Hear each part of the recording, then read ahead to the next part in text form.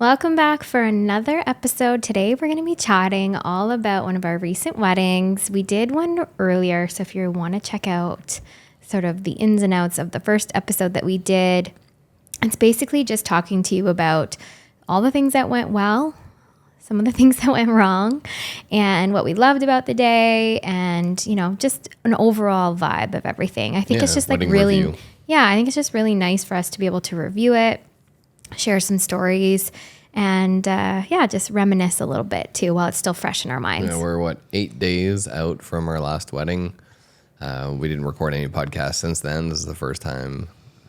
We did photo video 8-hour package at Belvedere, which is a really nice venue in our area, about an hour away. That's probably like the thing that I dislike the most about it, is that it's far. It's far to get there. It's commitment.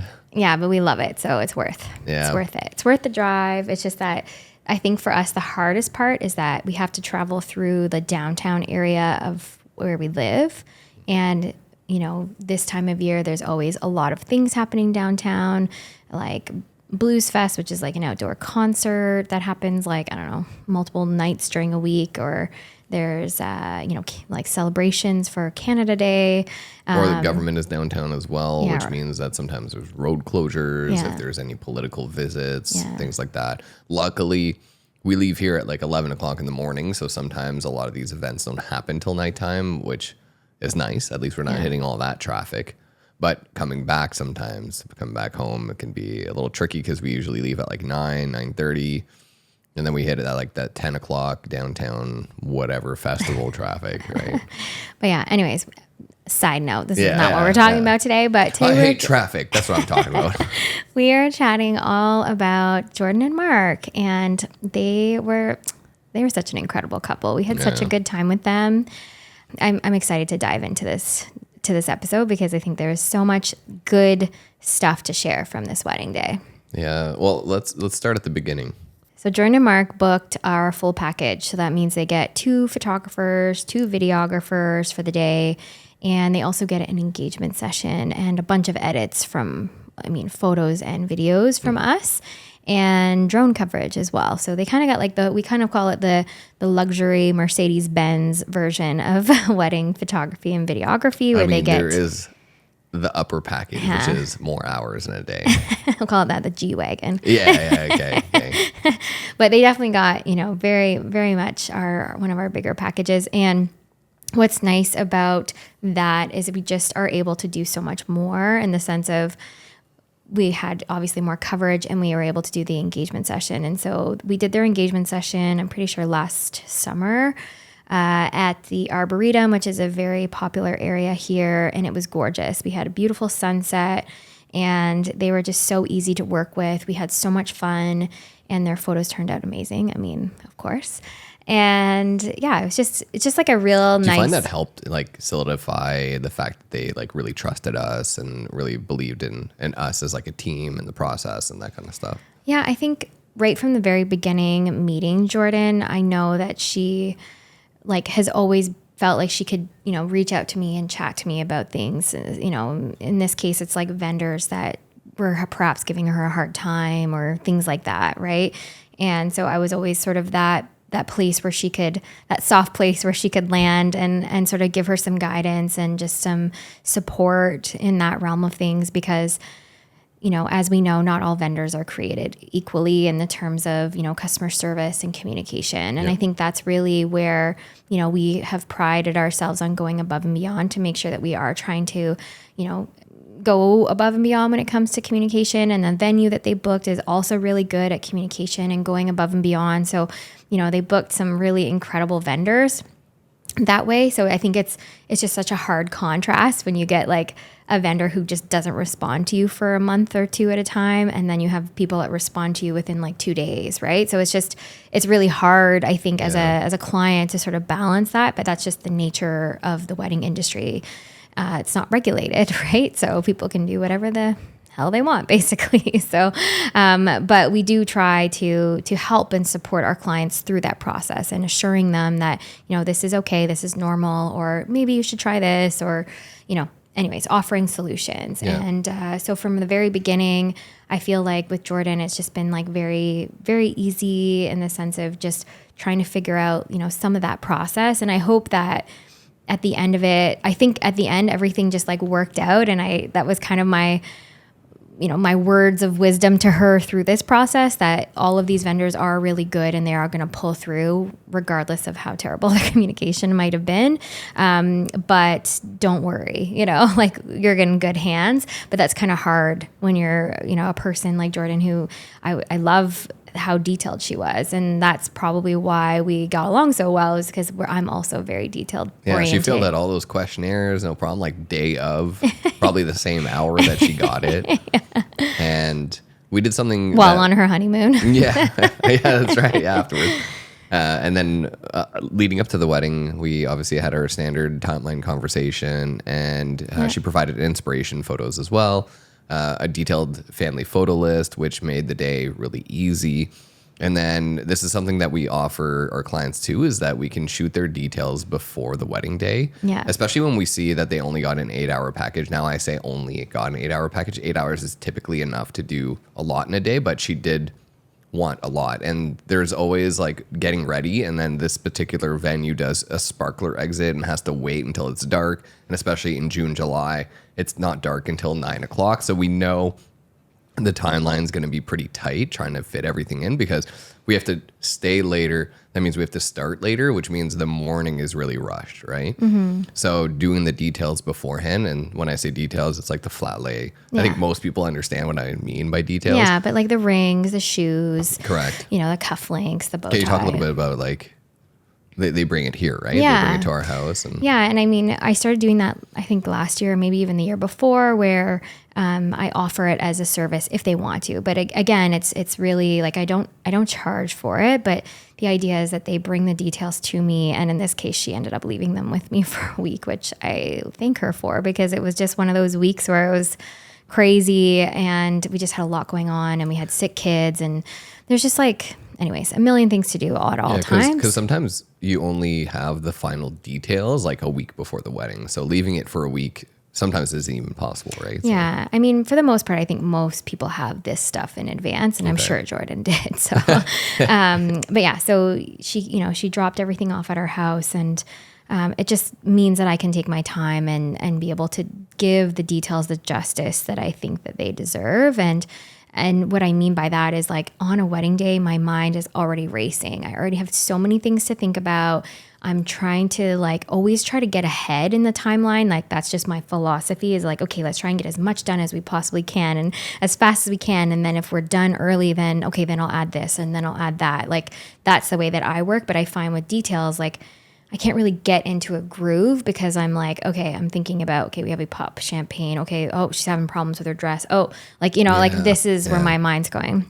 Or like my second shooter needs something, or, like there's always something, right? So I personally like to do them on a separate day. Well, another one too is like, we usually have these mats that we put down to do details. And if the groom and the bride are getting details done separately, you don't have that aesthetic that flows between the two, because we have to do them simultaneously with different mats, right? Well, I mean, I do have matching ones, but that's beside the point.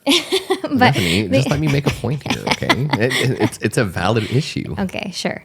That you don't have to deal with, but sometimes I do. And that's usually why it's preferred that I do them.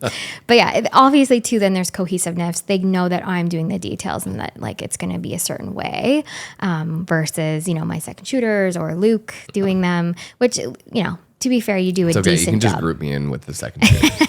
You just don't have as much practice as me, babe. It's okay. That's fine. So yeah, anyways, kudos to her for bringing me the details and leaving them with me for a week. That was very helpful. And yeah, I was just able to do the justice. It was almost necessary for the day to flow like it did, because we had 40 minutes to get to first look. Mm-hmm. From the start of day to and 40 minutes, if anyone knows, at bride prep is not a lot of time, especially when we want to pop champagne, get into the dress, do a bride's reveal, do some of all of them. You can get it done, but there's no lollygagging. But her squad was on top of it, right? Like, we came in. I think she She trained them, she told them. We came in, the place was spotless, right? I think I had to move like 3 things, which is, never really happens. Most of the time I have to move a lot of stuff around. But yeah, the place was spotless. The girls were like ready and willing to jump up and help. They did have to clean the champagne glasses though. Okay, I don't remember that. But anyways, they were ready to go. They were excited to go. And like, honestly, I just loved the energy that they brought. They were really just, you could tell that they really wanted to make the day perfect for Jordan in every way possible. And every single person was willing to sacrifice their well-being in order to make sure that she was having the best day. And I love that. Like, it wasn't about any of them.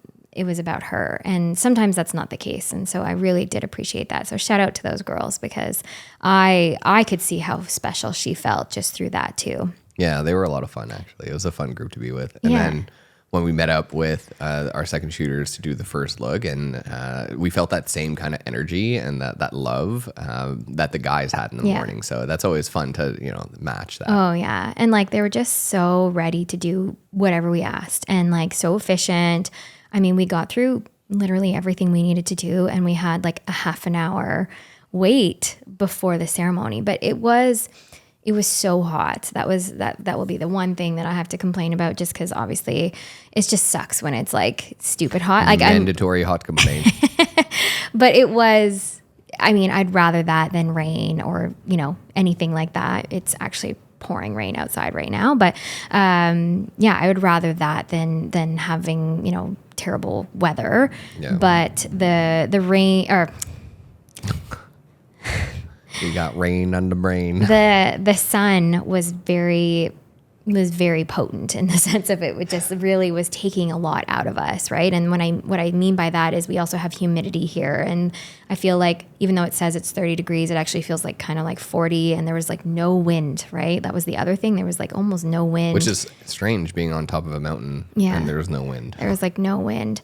And so it definitely was hot. So we got a 30-minute break. I was able to go and do the details upstairs, which my second shooter does as well. But it was nice because I got to do some of my own and she got hers as well, which we always kind of shoot a little bit differently. And I love kind of coming together because I know exactly what she's going to shoot. And then shout out to my second shooters as well, because I feel like lately we've been working a lot solo, which is totally fine. But I realize that I really do like having a second shooter. It's just so nice to have, multiple angles, multiple like coverage in different areas, different, like you can just see in the gallery that there's some photos where I'm like, oh wow, she just got like a much better angle than I did. And I just love it. Anyways. For me, it was giving them my car key and go, hey, can you get those heavy bags out of my car and start setting up the tripods and whatever? And like, oh, that was a good feeling. Yeah, especially in that heat. Complaining again. But yeah. So I wasn't complaining. I was saying like, I appreciate the second shooters. Yeah. But yeah, so then we were all set to go. Everything was good, but we were waiting on somebody for the ceremony. And so everybody was outside sitting in that sun. And I don't know if you remember, but there was one moment in particular where about 5 men stood up and started taking off their jackets because they were simultaneously. Yeah, because I think they just started a trend basically where they were all feeling overheating, obviously from the heat. Because it was like half an hour.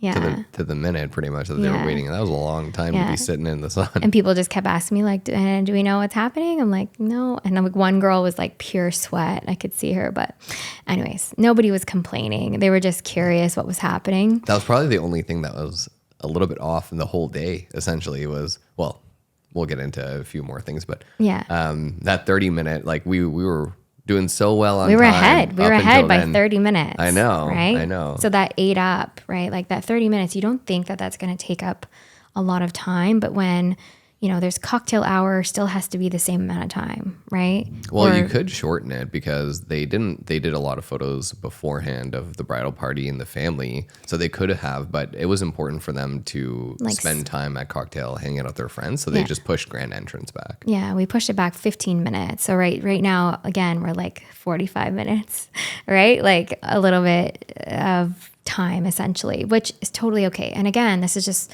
we want to talk about this because we want to normalize that this is just normal. This happens. And even with the best laid plan and us doing everything that we need to do, getting all the moments that we need to get, it's like just things come up, and that's just the reality of a wedding day. And they wanted to spend time at cocktail hour, so we really wanted to give that to them.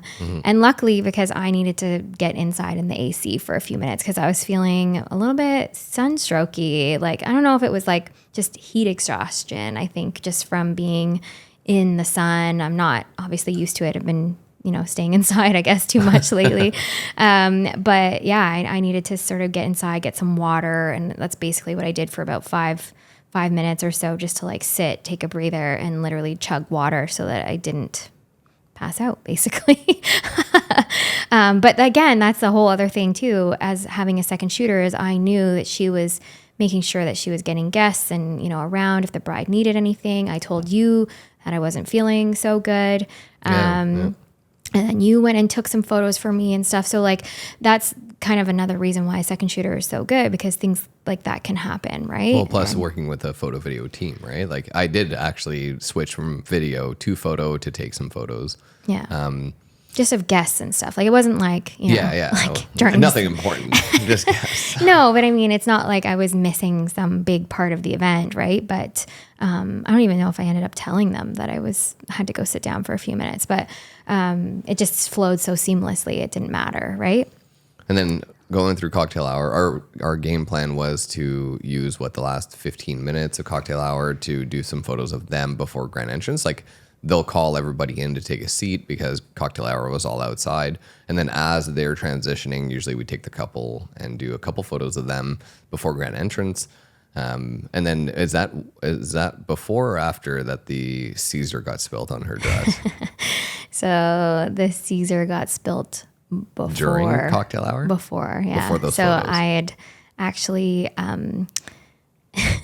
was spent, because I guess you couldn't find me for a little while, but I was in the bathroom with the bridesmaid, who was just, her maid of honor was top notch. Shout out to Cece. And we were literally had her dress in the sink with cold water, trying to get it out. And then she had this beading. So we had to use like a Tide pen and carefully go around the beading so not to like rip the beads. That was interesting. But honestly, it fully came out. Like, no, it was great. Yeah. I couldn't notice it at all. No, anyways, yeah. When I say things happen, there's another thing. Pat myself on the shoulder. I don't know that. Got that Caesar stain out. And then another little thing that was happening is I couldn't, for the life of me, find the third part of her bustle. I tried and tried. I was literally up under her dress, like, sorry, Mark. But I'm sure he was up in there at some point. So. Well, he was helping me, actually. So we were trying to figure it out. We ended up finding two, and so we ended up just putting the two up there. But yeah, that was kind of annoying. It's just when you can't find it. So please, like, I've seen some where they make them colorful, and I know that that's hard to do because, like, obviously you don't want to have like a color. But yeah, there needs to be like a better system for bustles. Because they're clear buttons. It's not the buttons. Dress. It's the little hooks that you're trying to find. Oh, the hooks. Okay, so you found the 3 buttons? Oh, the buttons were easy. Easy peasy. Yeah, okay. It was the 3 hooks. I found 2, but I couldn't find the third one. And like I tried everything, all the tricks. I just couldn't find it. Maybe it didn't exist. Yeah, I don't know. Right? It couldn't have. Maybe. Where's Waldo? Or maybe it came off. I don't know. But yeah, I wish there was a simpler, better way of doing them. And if so, please do that. Thanks. Yeah, any bridal boutiques out there, just make it obvious. Make them red, bright red. Well, they can't, because then you'll see them. But anyways, long story short, I would say that those were kind of like the main things that kind of came up. And again, out of everybody's control, right? Like none of those things were in anybody's control. And we worked with Grant from the Belvedere, who's the coordinator there. And you know what? Him and I were just obviously chatting and staying in touch, just chatting about, okay, like, what are we going to do? Are we going to extend cocktail hour, blah, blah, blah, just to like make sure that we had enough time for things. Yeah, because the coordinator there also, they manage the kitchen, right? So they need to know when to serve dinner, when to hold it back, keep it on like the hot plates or like the heated elements, whatever it is. Just right? like basically we were, we work really well together. So we were able to sort of coordinate all the things. And yeah, I think everything went well. I did have one thing about the ceremony though, that unexpectedly, we probably should have asked this, but there was a reading. Oh, yeah. During the ceremony. I saved the day. I saved the day. Sounds Bethany. Anyways, so this is pretty typical when I'm doing video of a wedding ceremony. Typically, the groom is mic'd, the officiant is mic'd, and then that should pick up everyone that's going to be talking because it's really just the groom, the bride, and the officiant. But they called somebody up to do a reading, and the backup audio, other than the ones that are mic'd up, is the DJ or the house microphone that they're going to use. Unfortunately, they chose not to use a microphone during the ceremony. So this person doing a reading, I wasn't going to get any of the recorded audio because obviously he wasn't mic'd. So as he's walking up there, Bethany grabbed his arm and said, go right next to Mark. You need to be right next to him because he has a microphone. So you need to like talk into his boutonniere. Well, I didn't say that, but but close enough, right? I was like, you need to go. Loud. Actually, you know what? We should just make a clip out of that. Yeah, we should just make a clip out of it. Anyways, so if you're a professional and you're doing video, or if you're a client and you have a reading, this is something to note. Correct. You just stole my thunder right there. Yeah, sorry. You just finished my sentence. I know, that's what we do. Because we're the best. Anyway, so that was something that I just thought of in the ceremony before we get too far into the timeline. True. Yeah, I forgot about that, but I did save the day. Yeah. So anyways, that funny moment for anybody who was like wondering why I was telling him to move over there is because I'm sure other people were like, why doesn't he need to be over there? Because they might not even know that he has a mic on. Yeah, right? Exactly. And they were like shoulder to shoulder as he was reading that. And luckily he like spoke really he did. Loud too. So I'm sure it's picked up and I'm sure it's fine. So. I'm not worried about it because of what happened, but it could have been bad. We've had people stand up in the crowd and start talking. Yeah. And there's no chance of getting any audio from that. Yeah. But it's just it's a reminder that we need to make sure to get those details, right? Like as a client, maybe we should add it to our questionnaire. Yeah, you need to like inform your vendor team that this is going to happen because we need to prepare for it, especially on video. Photo, it's not so much a problem because you can just kind of whip around and take a photo, but it's still nice to know that there's nothing unexpected that's going to happen because even in photography, if you're like waiting for that moment and then somebody just like, ba-bow happens. Like they're in a church and they go upstairs to try and get something. Yeah. Oh, there was one. Is it this one where they gave a rose to the mothers? And something that I actually liked is that they both went together to one mom and then both went together to the other mom. Because at first I was like, okay, they're going to split up and do the two moms at once. I was like, which one am I going to focus on, right? And luckily I had the headsets, actually. Shout out to Hersey with the headsets. And I told him, okay, you focus on that mom and I'll focus on this one. But again, having a second shooter was nice in that moment, but doing it together is also a nice alternative if you have, just a single shooter or whatever it is. Yeah.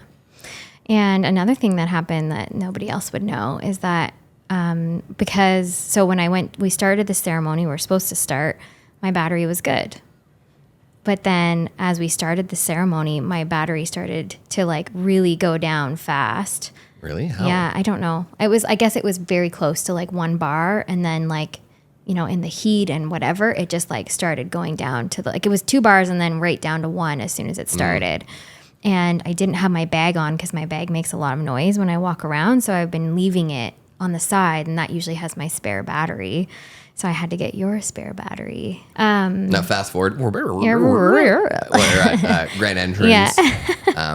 And they did something special. They went Grand Entrance into first speech, or I was going to say first dance, but they didn't do first dance till later. They went Grand Entrance into their own thank you speech. Yeah, I'm pretty sure I told them about this idea. I've been telling a lot of people actually, like when they first meet with us, or even at timeline meetings, I always say like, have you thought about this? Because a lot of people just think it's cookie cutter. Yeah. It's like, this is what needs to happen. Then you do your dances, then you do your speech. And what do you think? Do you like it? I like it.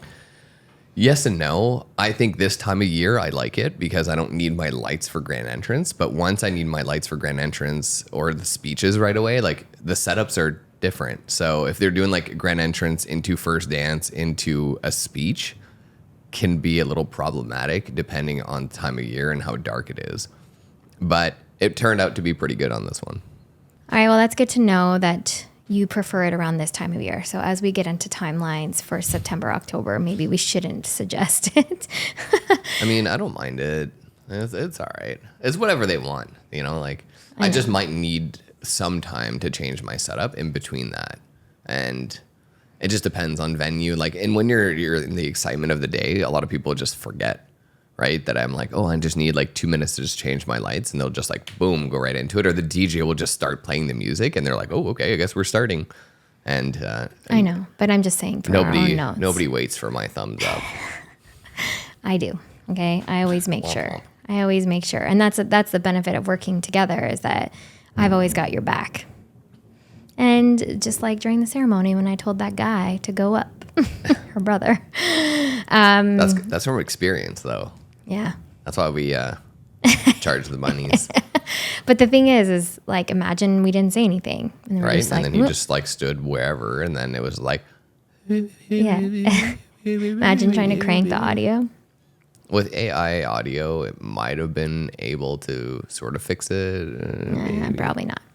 But anyways, so yeah, so not. I really enjoy this speech, and I'll tell you why. Because I like the fact that they get to welcome everybody. And the nice thing about this in particular is pretty much everybody was from out of town, right? Nobody's from Ottawa.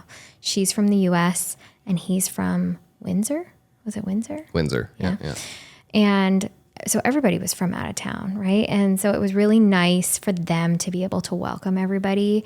And, I think I think it's really special, to be honest with you. And it was really nice because then they also did a part that I find is very important as well, which was to say something nice about each other. Even though they did personal vows during the ceremony, like these guys did all the stops. First look, right? And personal vows. Yeah. And then said something nice during their speech. Yeah. So to me, that is like the trifecta of like, and their highlight video is going to be ballin'. Yeah, because they gave us so much good stuff, right? And yeah, I really liked it. So I hope that we see more of that this year. Also, it gets all the thank yous out of the way of like, thank you for traveling, thank you to the staff, thank you for this. Yeah. Because if a couple waits until they're the last speech, usually every single other person that goes up thanks everyone else for, thank you for everyone for coming. I don't think anybody did. No, but it sets it up that way, right? Yeah. Like if the couple already did it, what are you going to like trump the couple by saying it again? Nah, I would just say out of my speech right away. Exactly. And it should be like that. They're not the ones that, are hosting or whatever. And they gave us a nice shout out. Yes. Thank you very much. Oh my gosh. That's a couple in this year that have been a couple really nice. And it was so funny because the way they did it, they kind of like almost felt like they weren't gonna they're like, oh, thank you to like our makeup artist, and thank you to this, and then they started like talking about something else, and I remember looking at you, and it's not that I get angry that you don't thank us, but I was like, we kind of are pointing your cameras in your face all day. So if you don't thank us and thank other vendors, like it's different if there's like a general thank you. Yeah. Like thanks to all our vendors for doing everything. But if they start specifically naming vendors and then they don't name us. That kind of like stabs us in the heart. Bit. And they kind of like did that. They like wiggled their way and then eventually they got to us. Yeah. But they gave us a really nice shout out. And that was very nice. Thank you.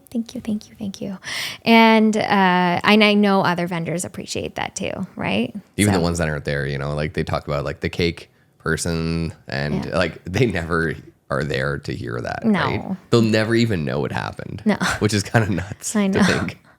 It's true. That cake though, man, it smelled so good and it tasted so good. Batter Up Bakery. Okay, so then after that, it was just speeches, and then we had the most epic sunset, I have to say. It was beautiful. That sunset, I mean, and we timed it so well. Gosh, we know that venue so well. I love that. Because I was like, okay, I think we should go soon. They're like, okay. I'm like, as soon as you're done eating, we're going to go.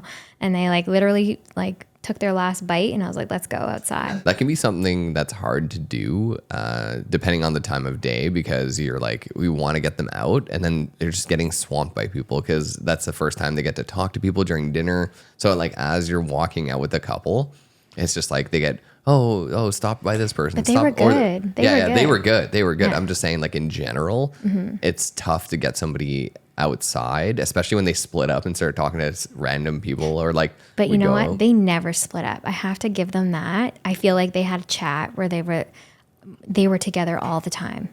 They really were. And I have to give them that shout out because I did pick up on it where they really didn't leave each other's side all day. And I thought that was the absolute cutest thing. And shout out to you guys because that was so cute just to see you guys completely together all the time. But yeah, just before we went outside too, I did give them a warning. So I said, hey, when your meal comes, which it's coming out soon because I had checked with the kitchen, I want you to sit down and eat it right away.